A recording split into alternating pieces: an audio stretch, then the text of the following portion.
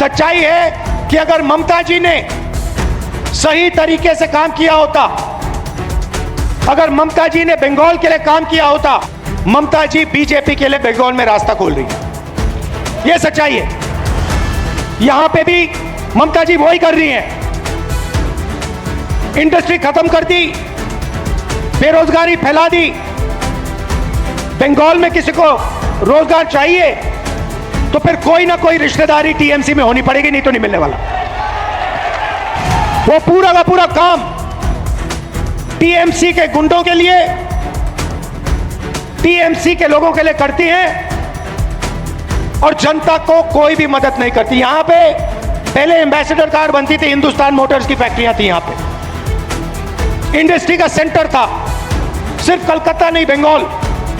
और उस सारे के सारे को पहले लेफ्ट फ्रंट ने और उसके बाद ममता जी ने खत्म कर दिया है। भाइयों और बहनों, कहना नहीं चाहिए, मगर अगर नरेंद्र मोदी जी भ्रष्टाचार करते हैं तो ममता जी भी उनसे कम नहीं है। आप देखिए, टीएमसी पार्टी ने शारदा चिट फंड स्कैम किया, रोज वैली चिट फंड स्कैम किया। शारदा स्कैम में 1900 करोड़ रुपए, 19,000 करोड़ रुपए जनता से चोरी किए। रोज वैली चिट फंड में 6,600 करोड़ रुपए चोरी किए। कोल स्मगलिंग स्कैम किया, इलीगल माइनिंग करते हैं और गुंडा टैक्स पूरे बंगाल पे उनका लगता है। और जो हिंसा नरेंद्र मोदी जी बाकी हिंदुस्तान में करते हैं, वैसी ही हिंसा टीएमसी के गुंडे कांग्रेस पार्टी के लोगों के खिलाफ करते हैं, हमारे लोगों को मारते हैं। ममता जी ने बंगाल से वायदा किया था कि 5 लाख लोगों को वो रोजगार देंगी। 2021 में यह वायदा किया था ममता जी ने।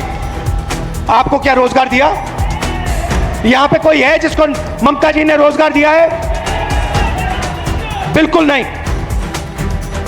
84 लाख बेरोजगार युवा ने अप्लाई किया है अनएम्प्लॉयमेंट अलाउंस के लिए। यह बंगाल की सच्चाई है। आप पहले देश को रास्ता दिखाते थे, आजादी की लड़ाई में आप सबसे आगे थे, अंग्रेजों से लड़ने में आप सबसे आगे थे, इंडस्ट्रियल सेंटर माना जाता था बंगाल, वो सब खत्म हो गया।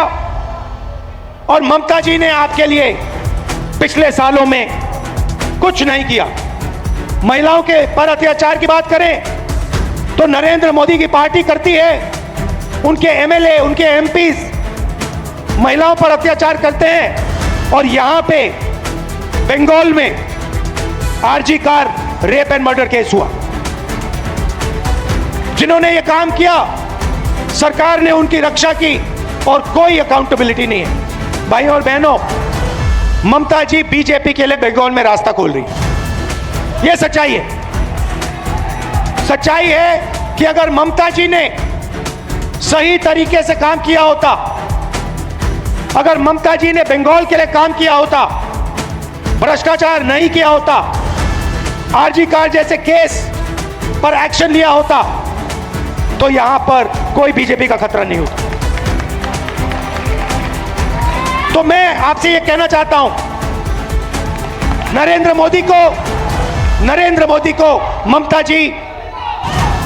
ममता जी की पार्टी नरेंद्र मोदी को हिंदुस्तान में नहीं हरा सकती है। नरेंद्र मोदी ये बात जानता है।